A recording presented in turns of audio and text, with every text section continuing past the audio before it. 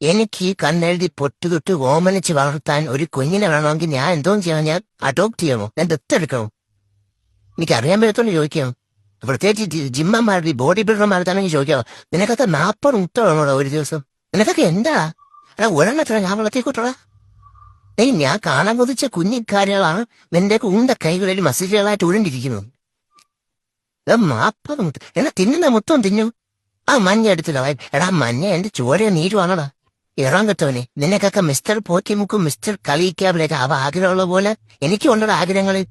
മക്കള് പഠിച്ച് വലിയ നിലയിലെത്തുന്നതാണ് ആഗ്രഹിക്കുന്ന ഒരു അമ്മയാണ് ഞാൻ പഠിപ്പിച്ച് പൈലറ്റാക്കാൻ വെച്ചിരുന്നതിനെ നിങ്ങൾ ഓംലറ്റാക്കി.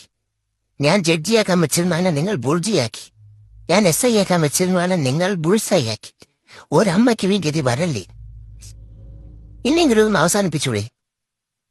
കുറെ ആൾക്കാർ മര്യാദയ്ക്ക് രാവിലെ ദോശയും ചമ്മന്തിക്ക് തിന്നോണ്ടിരുന്നു. ഇപ്പൊ കുറെ ന്യൂട്രീഷൻ എക്സ്പെർട്ടുകൾ ഇറങ്ങിയിട്ടുണ്ട്. നിങ്ങൾ ദിവസം തുടങ്ങേണ്ടത് പ്രോട്ടീൻ കൊണ്ടാണ്.